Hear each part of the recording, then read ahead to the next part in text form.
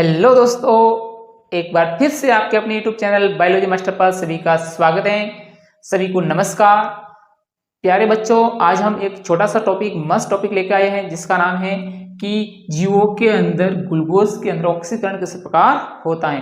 तो जीवों के अंदर क्या ऑक्सीकरण अभिक्रिया होती है ग्लूकोज की, जिससे हमारे शरीर के अंदर किसका निर्माण होता है, ऊर्जा का निर्माण होता है और उसी ऊर्जा से हमारे शरीर के अंदर विभिन्न कार्य होते हैं। तो ये सब श्वसन प्रक्रिया के द्वारा होता है। जब हम श्वसन करते हैं तो उस ऑक्सीजन को हम ग्रहण करते हैं और रक्त उस ऑक्सीजन को हमारी कोशिकाओं तक पहुंचाता है। और जो हम पाचन करते हैं तो पाचन प्रक्रिया के द्वारा हमारे शरीर में जिस ग्लूकोज का निर्माण होता है उस ग्लूकोज का भी अवशोषण होकर हमारे रक्त के द्वारा शरीर की कोशिकाओं तक पहुंचाया जाता है। कुल मिला के हमारा रक्त क्या करता है कि फेफड़ों से ऑक्सीजन व पाचन तंत्र से जो भी भोजन पचता है उससे ग्लूकोज को लेके कोशिकाओं तक पहुंचाने का कार्य करता है। और ये कार्य कोशिका के अंदर कहाँ पहुंचाया जाता है, कोशिका के अंदर एक कोशिकांग होता है जिसका नाम है माइटोकॉन्ड्रिया, उसके अंदर ये सारा कार्य हो रहा है। तो ये क्या है कि ग्लूकोज का ऑक्सीकरण विभिन्न जीवों में क्या है, विभिन्न प्रकार से होता है। हम बात करें श्वसन, तो श्वसन किसे कहते हैं, जब कोई जीव बाह्य वातावरण से ऑक्सीजन को ग्रहण करके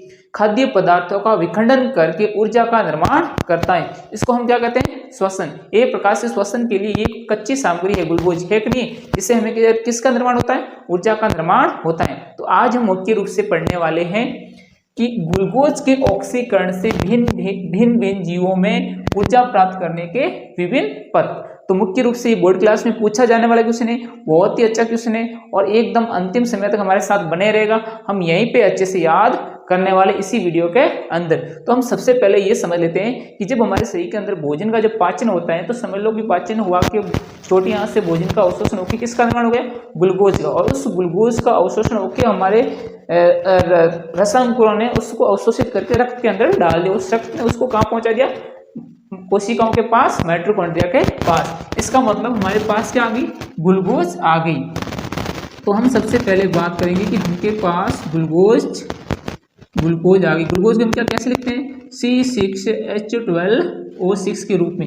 इसका मतलब अगर हम बात करें तो ग्लूकोज कितने कार्बन का अणु है, तो ग्लूकोज 6 कार्बन का अणु है। कितने कार्बन का अणु है, 6 कार्बन का अणु है। अब ग्लूकोज का क्या होगा, विखंडन होगा, ग्लूकोज टूटेगा। तो सबसे पहले जब कोशिका के अंदर जब भोजन पहुंचाया जाता है तो कोशिका के अंदर सबसे पहले कहाँ जाएगा, कोशिका द्रव में जाएगा।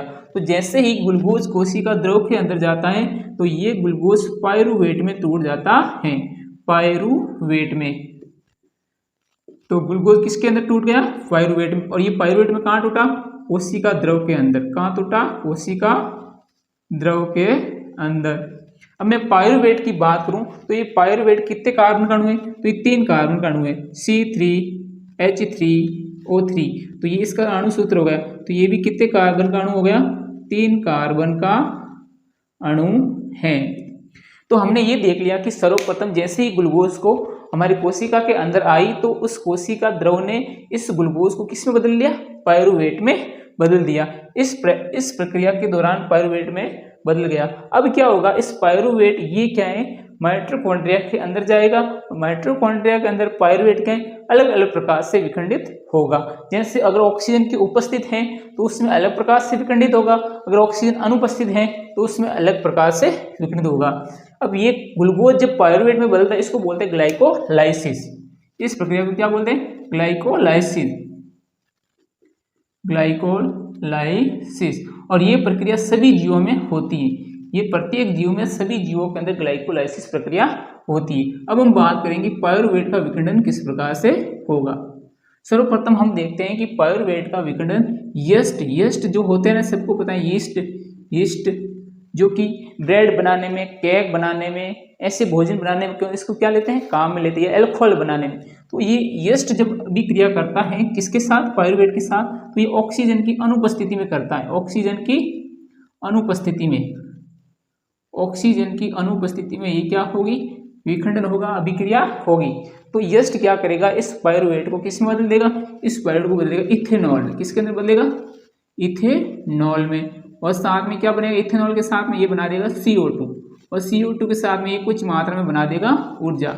और ये इथेनॉल की बात करें तो C2H5OH। तो हम इसकी बात करें कितने कार्बन का अणु हो गया, ये 2 कार्बन का अणु हैं। तो इथेनॉल कितने कार्बन का अणु हो गया? 2 कार्बन का। अब हमने ये बात कर ली कि पायरुवेट का विखंडन यस्ट द्वारा होगा, कब? ऑक्सीजन की अनुपस्थिति में। तो यस्ट क्या करेगा? इस पायरुवेट को किस में बदल देगा? इथेनॉल में और CO2 में, और साथ में क्या बना देगा? ऊर्जा। अब क्या है, कभी कभी हम एक्सरसाइज करते हैं या भागते हैं, दौड़ते हैं या बहुत मेहनत वाला कार्य करते हैं, या आप दौड़ते हो तो बहुत बार इसे फटाफट सांस लेते हो, तब हमारी पेशियों के अंदर क्या अभिक्रिया होती है। तो उस समय क्या होता है, हमको बहुत ज़्यादा कार्य कर रहे तो बहुत ज़्यादा ऊर्जा की आवश्यकता होती है, और हमारा शरीर इतनी ऊर्जा कंटिन्यू इतनी सारी एक साथ बना नहीं सकता। तो ये उस समय हमारी पेशी कोशिकाओं के अंदर अभिक्रिया होती है, और ये अभिक्रिया भी ऑक्सीजन की अनुपस्थिति में होगी। ऑक्सीजन की अनुपस्थिति में। तो ऑक्सीजन की अनुपस्थिति में ये अभिक्रिया हमारी कहाँ होगी? पेशी कोशिकाओं के अंदर। कहाँ होगी? पेशी कोशिकाओं में। पेशी कोशिकाओं में क्यों होगी? क्योंकि हम बहुत अधिक कार्य कर रहे हैं और उतनी ऊर्जा हमारा शरीर बना नहीं रहा है, इसलिए जल्दी से ऊर्जा बनाने का एक शॉर्टकट रास्ता है। तो इसमें क्या होगा? पायरुवेट पेशी कोशिकाओं में ऑक्सीजन की अनुपस्थिति में लैक्टिक अम्ल बना लेगा। क्या बना लेगा?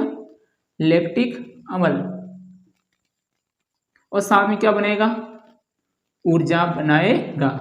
तो हमारा जल्दी से ऊर्जा मिले, इसका ये शॉर्टकट रास्ता है कि हमारी फटाफट काम करना है तो फटाफट क्या बनना चाहिए? ऊर्जा बननी चाहिए, लेकिन ऊर्जा बन नहीं रही है, इसलिए पायरुवेट ऑक्सीजन की अनुपस्थिति में ही इस पायरुवेट को लैक्टिक अम्ल बदल देता है, और साथ में क्या बना देता है? ऊर्जा बना देता है। और लैक्टिक कितने कार्बन का अणु है? C3H6O3। तो हम बात करेंगे कि ये 3 कार्बन का अणु है, 3 कार्बन का अणु। तो ये तो हो गया भाई, जब हम काम कर रहे हैं, ज़्यादा मेहनत कर रहे हैं, एक्सरसाइज कर रहे हैं, तो अधिक ऊर्जा की आवश्यकता होती है, इसलिए ये कार्य हमारी पेशी कोशिकाओं के अंदर होता है। अब हम बात कर रहे हैं ऑक्सीजन की उपस्थिति में। ऑक्सीजन की उपस्थिति में, ऑक्सीजन की उपस्थिति में ये अभिक्रिया हमारे कहाँ पर होगी? तो ये होगी हमारी कोशिका के अंदर, माइटोकॉन्ड्रिया के अंदर। माइटोकॉन्ड्रिया में, माइटोकॉन्ड्रिया में। माइटोकॉन्ड्रिया में क्या होगा? तो माइटोकॉन्ड्रिया के अंदर ये पायरुवेट माइटोकॉन्ड्रिया के अंदर ऑक्सीजन की उपस्थिति में अभिक्रिया करेगा, और साथ में क्या बनेगा? CO2 बनेगा, और क्या बनेगा? जल बनेगा, और क्या बनेगा? ऊर्जा बनाएगा। और ये ऊर्जा है ना, कितने कार्बन का अणु है? ये 3 कार्बन का अणु है। तो ये हमारे शरीर के अंदर विभिन्न जीवों के अंदर भिन्न भिन्न पथ हैं, जिसके द्वारा किसी ग्लूकोज का क्या हो रहा है? अपघटन हो रहा है, ऊर्जा का क्या हो रहा है? निर्माण हो रहा है। तो हम वापस समझते हैं कि ग्लूकोज का सर्वप्रथम जो हमने पाचन तंत्र से जो हमारी ग्लूकोज कोशिका के अंदर आई थी, तो सबसे पहले कोशिका द्रव के अंदर इसकी ग्लाइकोलाइसिस प्रक्रिया के द्वारा ग्लूकोज किस में बदल गया?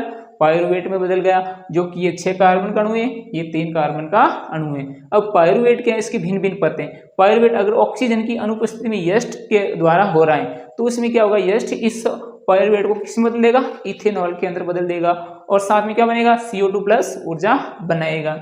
यदि पायरुवेट की ऑक्सीजन की अनुपस्थिति में अगर हमारे पेशी कोशिकाओं के अंदर उसका विखंडन हो रहा है, तो क्या होगा? ये लैक्टिक अम्ल बनाएगा और साथ में ऊर्जा बनाएगा। और ये लैक्टिक अम्ल क्या है? कभी कभी हमारी पेशियों में अकड़न आती है, हमारी पेशियां बहुत टाइट हो जाती है, पत्थर जैसी, तो ये लैक्टिक अम्ल के कारण हो रही है। जब हम भाग रहे हैं, दौड़ रहे हैं, या ऐसे पेशियों वाला यहाँ वाला कोई काम, जिम में जाते हैं, हमारे यहाँ से हाथ बहुत क्या हो जाता है? टाइट हो जाता है, तो उस समय ये लैक्टिक अम्ल बन जाता है, इसके कारण इस तरह से होता है। फिर बाद में क्या हुआ? ये है ना, सबसे ज़्यादा ऊर्जा का निर्माण यही कर रही है। तो हमारे कोशिका के अंदर माइटोकॉन्ड्रिया है, इसको हम क्या बोलते हैं? बिजली ग्रह बोलते हैं, शक्ति ग्रह बोलते हैं। तो इसके अंदर ऑक्सीजन की उपस्थिति के अंदर माइटोकॉन्ड्रिया CO2 प्लस जल प्लस ऊर्जा बनेगा, जो कि 3 कार्बन का अणु है। तो हम यहाँ पर कुछ पॉइंट्स लिख लेते हैं, ताकि हम किस प्रकार से लिखेंगे साथ में समझ लेते हैं। तो सबसे पहले क्या हुआ? सबसे पहले हमने देखा कि कोई भी अभिक्रिया जो ग्लूकोज पायरुवेट में बदला है, सबसे पहले ये बना, तो ग्लूकोज का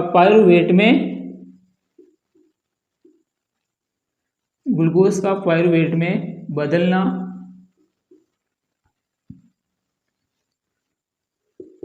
जो कि ग्लाइकोलाइसिस कहलाता है। ग्लाइकोलाइसिस कहलाता। तो ग्लूकोज का पायरुवेट में बदलना जो कि ग्लाइकोलाइसिस कहलाता है, इसमें ग्लूकोज कितने कार्बन का अणु होता है? ग्लूकोज 3 कार्बन व पायरुवेट, ग्लूकोज 3 का नहीं है, ग्लूकोज 6 कार्बन का अणु है, पायरुवेट 3 कार्बन का अणु है। और ये प्रक्रिया हो कहाँ रही है? और ये प्रक्रिया कहाँ हो रही है? यह प्रक्रिया कहाँ हो रही है? कोशिका द्रव के अंदर हो रही है, कोशिका द्रव में होती है। दूसरे पॉइंट की बात करें तो पायरुवेट क्या है? इसके 3 पथ हो गए। पायरुवेट जब यस्ट के द्वारा हो रहा है तो इथेनॉल प्लस CO2 बनाता है, ऊर्जा बनाता है। तो दूसरा पॉइंट क्या होगा? जब पायरुवेट का विखंडन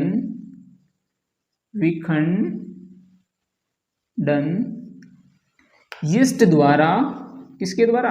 यीस्ट द्वारा होता है, यीस्ट द्वारा ऑक्सीजन की अनुपस्थिति में, यीस्ट द्वारा ऑक्सीजन की अनुपस्थिति में, ऑक्सीजन की अनुपस्थिति में होता है, ऑक्सीजन की अनुपस्थिति में होता है तो क्या बनाता है? इथेनॉल। क्या बनाता है? इथेनॉल, साथ में CO2, और क्या बनाता है? ऊर्जा का निर्माण करता है। ये हो गया।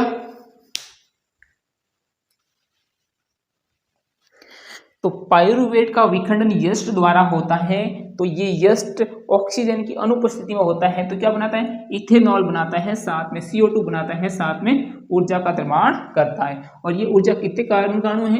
हमने अभी पढ़ा है, ये 2 कार्बन का अणु है, 2 कार्बन का अणु है। दूसरे पॉइंट की बात, तीसरे पॉइंट की बात कर रहे हैं। अब ये पायरुवेट क्या होगा? हमारी पेशी कोशिकाओं के अंदर जब इसका विखंडन होगा तो किसके अंदर होगा? ऑक्सीजन की अनुपस्थिति में लैक्टिक अम्ल प्लस ऊर्जा का निर्माण करेगा। तो हम तीसरी बात ये लिखते हैं, पायरुवेट का विखंडन हमारी पेशी कोशिकाओं में, हमारी पेशी कोशिकाओं में क्या होता है? पेशी कोशिकाओं में ऑक्सीजन की अनुपस्थिति में, O2 की अनुपस्थिति में होता है तो लैक्टिक अम्ल तथा किसका निर्माण करता है? ऊर्जा का निर्माण करता है, ऊर्जा का निर्माण करता है। ये हो गया। अब अंतिम पॉइंट बचा है, जब पायरुवेट का विखंडन हमारी माइटोकॉन्ड्रिया के अंदर ऑक्सीजन की उपस्थिति में होता है तो CO2 प्लस H2O प्लस ऊर्जा बनती है।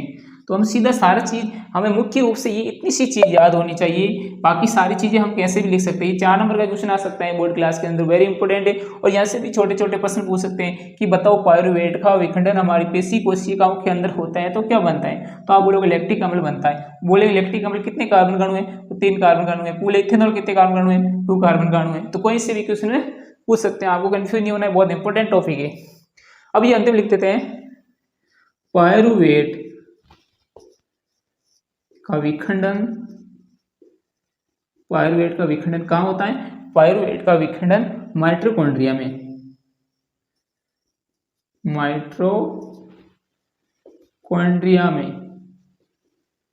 माइटोकॉन्ड्रिया में ऑक्सीजन की उपस्थिति में, ऑक्सीजन की उपस्थिति में होता है तो कार्बन डाइऑक्साइड प्लस क्या बनाता है? जल प्लस साथ में क्या बनाता है? ऊर्जा का निर्माण करता है। किसका निर्माण करता है? ऊर्जा का निर्माण करता है। और ये ऊर्जा कितने कार्बन का अणु है? ये ऊर्जा 3 कार्बन का अणु है, 3 कार्बन का। देखो मेरी रिकॉर्ड में थोड़ी क्या है सही नहीं है, तो आप भी ध्यान दी के अच्छे से समझना। 3 कार्बन का अणु, 3 कार्बन का अणु हैं। और ये प्रक्रिया सारी कहाँ हो रही है? ये सारी प्रक्रिया कहाँ हो रही है? माइटोकॉन्ड्रिया के अंदर। तो हमने अच्छे से सारी चीज़ें बात बता ली कि पायरुवेट का विखंडन CO2 प्लस जल प्लस ऊर्जा के अंदर हो रहा है। कहाँ हो रहा है? तो माइटोकॉन्ड्रिया के अंदर हो रहा है। इसके अंदर एक है, अब देखो ऑक्सीजन और ऑक्सीजन की अनुपस्थिति। तो हम ऐसे बोल सकते हैं ये दोनों जो हो रहे हैं इसको हम बोलते हैं अवायवीय श्वसन। क्या बोल सकते हैं? अवायवीय श्वसन, ठीक है ना। और ये क्या हो गया? वायवीय श्वसन, जो वायु की उपस्थिति में हो रहा है। तो ये भी बोल सकते हैं या अनऑक्सीय अभिक्रिया, ऑक्सी अभिक्रिया, क्यों ऑक्सीजन की उपस्थिति में हो रही है इसलिए हम इसको ऑक्सीय अभिक्रिया बोल सकते हैं, इसको अनऑक्सीय अभिक्रिया भी बोल सकते हैं। इसको अवायवीय कह दो या इसको कह दो वायवीय। अवायवीय क्या है? वायु की अनुपस्थिति के अंदर जब ग्लूकोज का विखंडन हो रहा है तो उसको बोल दिया अवायवीय श्वसन। और जब वायु की उपस्थिति के अंदर किसका? ग्लूकोज का विखंडन हो रहा है, इसको हम बोल दिया ऑक्सीकरण अभिक्रिया, ठीक है, या वायवीय श्वसन बोल दिया। तो आपको ये बात समझ में आ गई होगी। इसको हम ग्लाइकोलाइसिस भी कहते हैं। ग्लूकोज का पायरुवेट में बोलना क्या कहलाता है? तो ग्लाइकोलाइसिस कहलाता है। यहाँ पर ये हमारा टॉपिक समाप्त होता है। तो बच्चों आपको अच्छे से समझना, मुख्य रूप से यही बात आपको याद करनी है बस। ग्लूकोज का विखंडन पायरुवेट में हो रहा है, फिर पायरुवेट का विखंडन इथेनॉल में हो रहा है, लैक्टिक अम्ल में हो रहा है, और ऊर्जा साथ में ये बन रहा है।